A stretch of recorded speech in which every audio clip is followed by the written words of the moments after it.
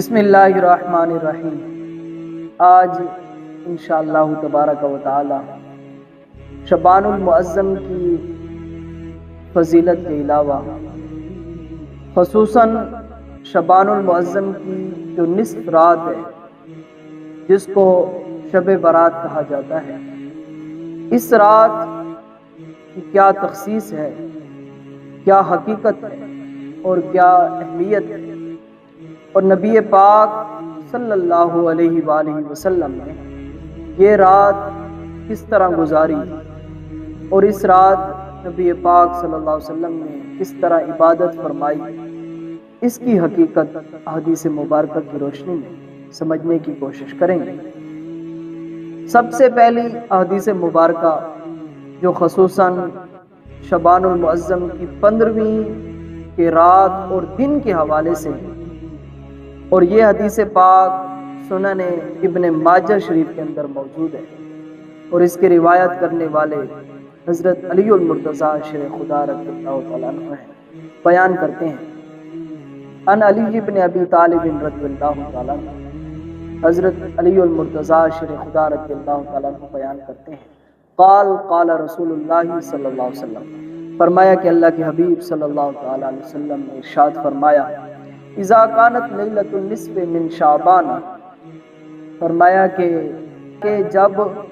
شعبان المعظم کی نصف گویا کہ 14 شعبان اور 15 شعبان کی نصف رات جب آئے، درمیانی رات آئے، تو نبی پاک صلی اللہ علیہ وسلم نے مجھے یوں فرمایا فقوموا لیلہا وصوموا نہارہا، فرمایا کہ اس رات اٹھ کر عبادت کرنا، نوافل ادا کرنا، عبادت کرنا، اور پھر اس کے دن کو نہارہا، اس کے دن کو روزہ رکھنا، یہ نبی پاک صلی اللہ علیہ وسلم نے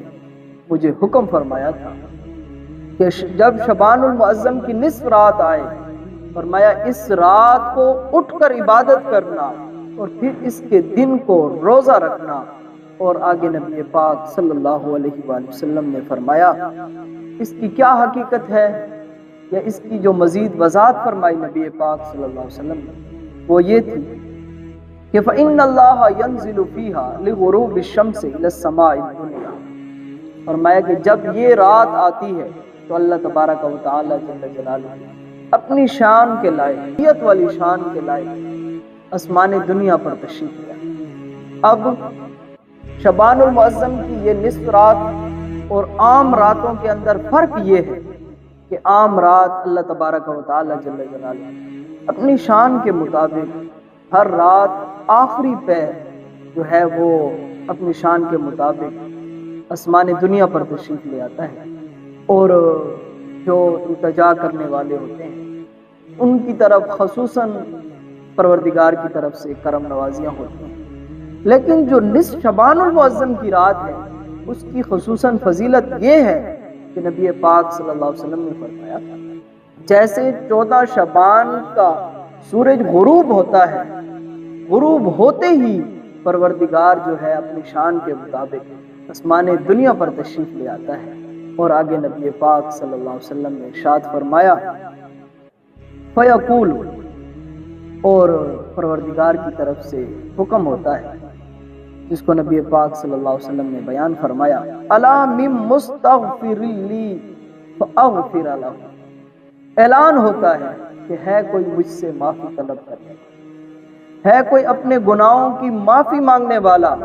کہ میں اس کے گناہوں کو معاف فرماؤں۔ آگے نبی پاک صلی اللہ علیہ وسلم نے فرمایا الا مسترزق فارزقہ، پھر اعلان ہوتا ہے کوئی رزق طلب کرنے والا، میں اس کو رزق سے مالا مال کر دوں۔ نبی پاک صلی اللہ علیہ وسلم نے فرمایا کہ شعبان المعظم کی جو نصف رات ہے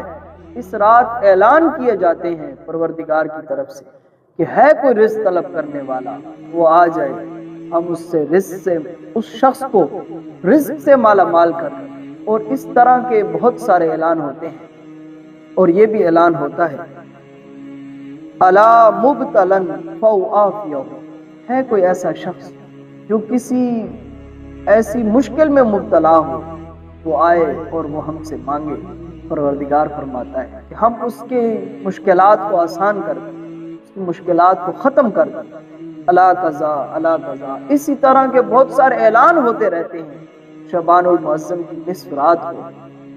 نبی پاک صلی اللہ علیہ وسلم نے فرمایا کہ یہی اعلان کیے جاتے ہیں، ہے کوئی رزق طلب کرنے والا، ہے کوئی مغفرت مانگنے والا، ہے کوئی عزت طلب کرنے والا، آ جائے۔ پروردگار کی طرف سے اعلان ہے کہ جو کچھ بھی مانگے گا اللہ تبارک و تعالی جل جلالہ اس پر کرم فرمائے گا اور اس چیز سے اس شخص کو مالا مال کر دے گا۔ یہاں تک کہ نبی پاک صلی اللہ علیہ وسلم نے یہ فرمایا حتی تطلع الفجر، یہاں تک کہ پھر صبح تک پروردگار کی طرف سے یہ اعلان ہوتے رہتے ہیں کہ ہے کوئی معافی مانگنے والا، ہے کوئی رزق طلب کرنے والا، ہے کوئی ایسی مصیبت میں اور ایسی مشکل کے اندر ہو کہ وہ پروردگار سے مانگے اور اللہ تعالیٰ اس پر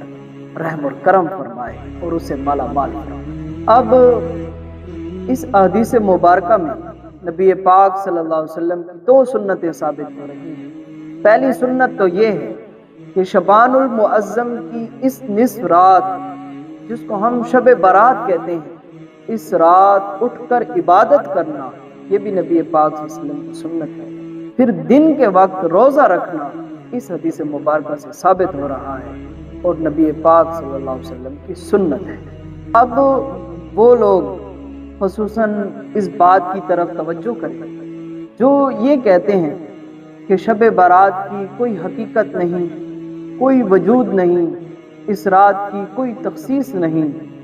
اب نبی پاک صلی اللہ علیہ وسلم کی دوسری حدیث مبارکہ میں کوٹ کرنے جا رہا ہوں، اور یہی حدیث پاک جامع ترمذی شریف کے اندر موجود ہے، اور امام ترمذی رحمۃ اللہ تعالی علیہ نے اس حدیث مبارکہ پر ایک باب باندھا ہے۔ وہ باب سنیے، باب ما جاء فی لیلۃ النصف من شعبان، شعبان المعظم کی 15ویں کی رات جس کو ہم شب برات کہتے ہیں، اس پر باب باندھا ہے تاکہ کوئی مغالطے کا شکار نہ ہو۔ اس رات اٹھ کر عبادت کرنا نبی پاک صلی اللہ علیہ وسلم کی سنت ہے۔ اب حدیث مبارکہ لاتے ہیں ان عروہ عن عائشہ رضی اللہ تعالی عنہ، ام المؤمنین حضرت عائشہ صدیقہ طیبہ طاہرہ رضی اللہ تعالی عنہا سے یہ حدیث پاک مروی ہے۔ فرماتی ہیں فقدمت رسول اللہ صلی اللہ علیہ وسلم لیلۃ فخرجت فاذا هو بالبقیع، فرماتی ہیں کہ میں رات کو نبی پاک صلی اللہ علیہ وسلم میرے ساتھ تشریف فرما تھے، پھر میں نے دیکھا کہ رسول پاک صلی اللہ علیہ وسلم میرے ساتھ تشریف فرما نہیں ہے۔ فخرج،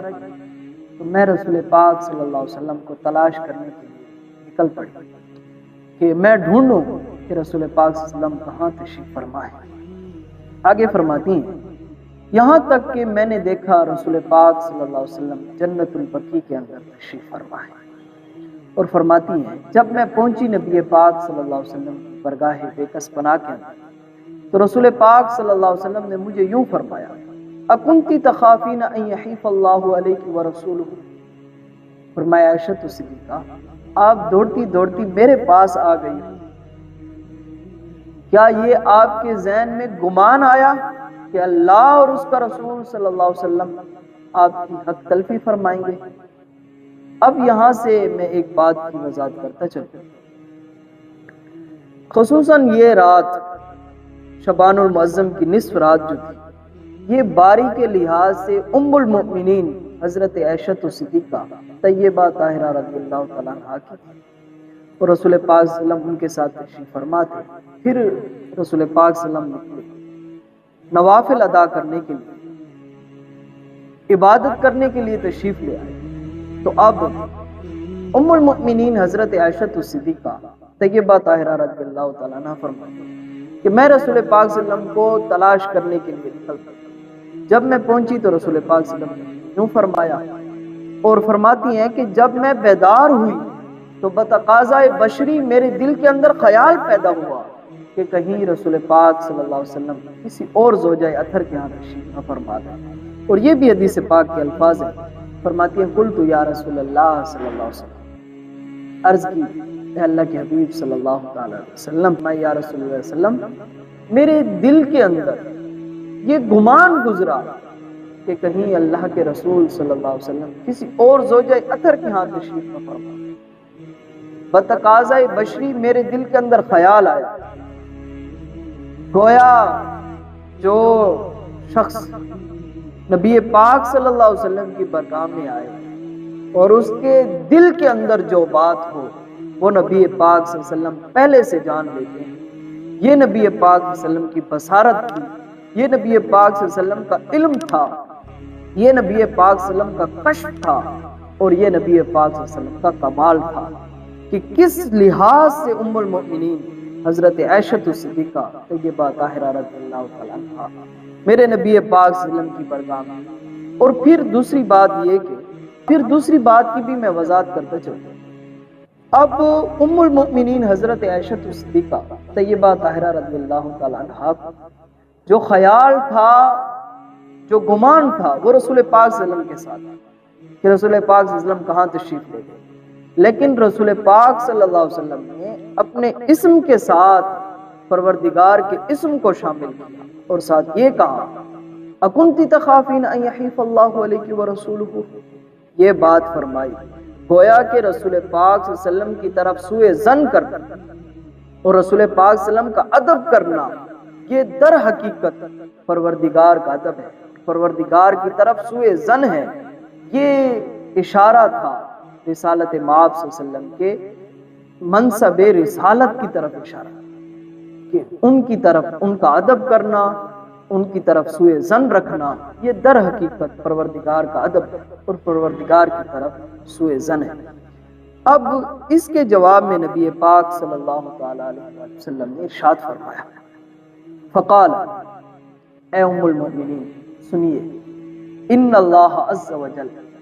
ینزل لیلۃ النصف من شعبان الی السماء الدنیا، فرمائے یہ رات شعبان المعظم کی نصف رات ہے، اور اس رات خصوصاً پروردگار جو ہے وہ اپنی شان کے مطابق آسمان دنیا پر تشریف لے آتا ہے، فیغفر لاکثر من عدد شعر غنم قلب، فرمایا اس رات نبی پاک صلی اللہ علیہ وسلم نے فرمایا کہ اللہ تبارک و تعالی جل جلالہ میری امت کے گناہگار لوگوں کی جتنے بنو قلب کے جتنی بکریاں ہیں اور بکریوں کے اوپر جتنے بال ہیں ان بالوں سے بھی بڑھ کر اس رات اللہ تبارک و تعالی جل جلالہ میری امتیوں کو معاف کرتا ہے۔ اب یہ وہ خصوصاً